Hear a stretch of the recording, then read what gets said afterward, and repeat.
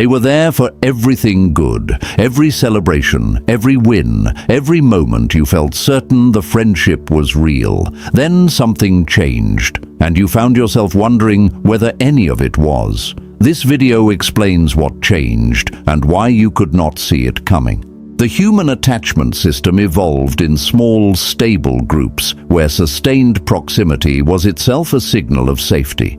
Someone who shows up repeatedly at events, in conversations, in moments that matter, becomes neurologically familiar, and familiarity creates trust before the rational mind has gathered enough evidence to warrant it. This is not a mistake in the system. In ancestral environments, it worked. The person who kept appearing was almost certainly not a predator.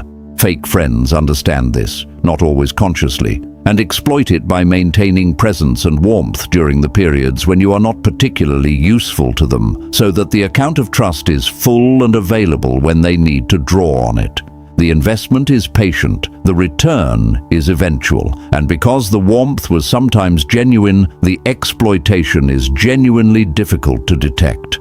Status hierarchies are not something you opt into. The nervous system ranks itself against the people in its immediate social world, continuously and automatically. When someone in your reference group rises, gets the job, the partner, the recognition, the brains of people around them register it as a relative drop, even if their absolute position is unchanged. This is the neurological origin of envy. In a genuine friendship, this response is short-lived and honestly acknowledged, or at least managed. In a fake friendship, it surfaces as behavior. The slightly too quick subject change after your announcement, the sudden emergence of reasons why your win might not hold up, the redirect to their own situation within seconds of your news. You feel the temperature change without being able to name why. The congratulations is technically delivered. The body language around it is doing something else entirely.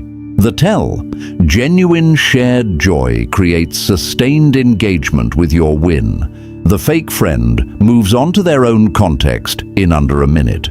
Watch the clock on that transition. Early in a fake friendship, gifts and favors flow generously. Lunch paid for without comment. Help offered without being asked. A kind word at exactly the right moment. The brain registers each of these as an unpaid debt because the evolutionary pressure to reciprocate kept small groups functional and fair. You feel the obligation without articulating it. The fake friend knows, consciously or not, that the account is building. The collection happens later, at a scale that exceeds the original deposit. A request for a significant favor, a loan, an introduction to someone valuable, an ask that you would never have agreed to without the prior architecture of apparent generosity. The original gifts were not gifts. They were deposits in an account you did not know you had opened. Protection. Track the direction of transactions over time. Genuine reciprocity flows both ways across a wide range of contexts. Calculated reciprocity flows generously in one direction early, then reverses sharply when the moment is right. The asymmetry over time is the signature. Intermittent reinforcement, rewards delivered unpredictably rather than consistently, creates stronger conditioning than steady rewards. This is one of the most replicable findings in behavioral science, documented first in animal studies and confirmed repeatedly in human behavior. The gambling industry built entire economies on this principle. So do fake friends. The pattern is warmth, then sudden distance, then warmth again, with no clear reason for the transitions. You are close for weeks, then they are unavailable without explanation, then they reappear, and everything feels normal again. The nervous system does not experience the cold periods as rejection to be evaluated. It experiences them as a problem to be solved, a gap to be closed, an approval to be recovered. The pursuit keeps you oriented toward them, which is the precise outcome the dynamic produces. Protection. Notice your emotional state in their absence. If their silence creates anxiety that motivates you to reach out repeatedly, that is a trained response to intermittent reinforcement, not evidence of the depth of the friendship. Genuine friendships tolerate gaps. They do not systematically produce urgency. Fake friends bind people to them through the sharing of secret negative information about third parties. You are told things about mutual friends that feel like intimacy, like being let in, chosen, trusted. The dorsal anterior cingulate cortex processes social exclusion as pain, and being on the inside of a secret produces the opposite sensation: warmth, belonging, chosenness. What is actually happening is triangulation, the creation of a false closeness built not on genuine connection, but on shared negativity toward an absent third person. The logical implication of this pattern, which is almost never articulated at the time, is that you are being managed the same way with different people.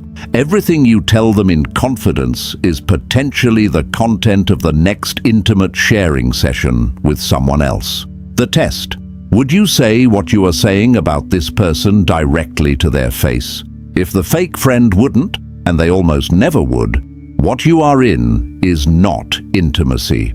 It is a coalition built on exclusion, and it will eventually exclude you. Schadenfreude, the pleasure derived from another person's misfortune, is documented in neuroimaging studies. The ventral striatum activates in response to a high-status rival's failure. The fake friend experiences this and must manage it while maintaining the performance of friendship.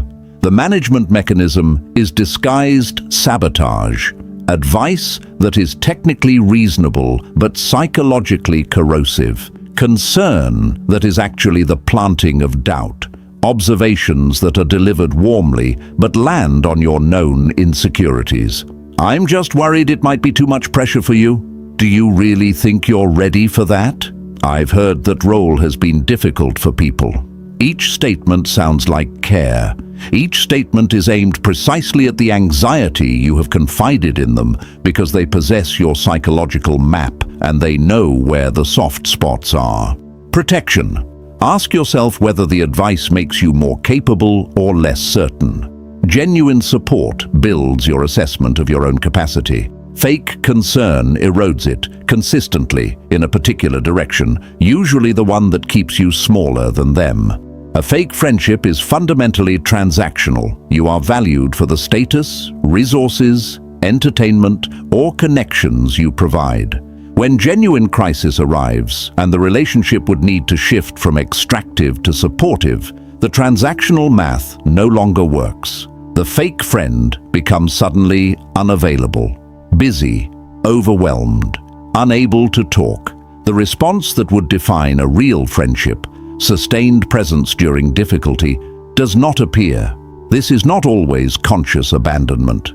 For people with genuinely shallow emotional architecture, real distress in others triggers discomfort they do not have the resources to manage, and avoidance is the natural response. The result is identical either way. When you needed someone, the person who called themselves a friend was not there. The crisis test is the most honest test of a relationship's actual depth. You do not need to manufacture one. You simply need to remember who appeared when you were genuinely in difficulty and who disappeared. Every behavior described in this video, the envy disguised as concern, the manufactured intimacy through gossip, the intermittent warmth, the crisis disappearance, shares a single root. The fake friend is managing a relationship, not inhabiting one. Managing implies strategy, distance, and calculation that a genuine friendship would make unnecessary. You protect yourself not by becoming suspicious of everyone, but by learning to read the pattern over time rather than the moment. Moments can be performed, patterns cannot. The person who is consistently present during your difficulty, consistently happy at your success, and consistently honest at personal cost to themselves, that person is rare and worth protecting. Everyone else deserves a measured, calibrated investment of your trust, neither more nor less than the evidence actually justifies.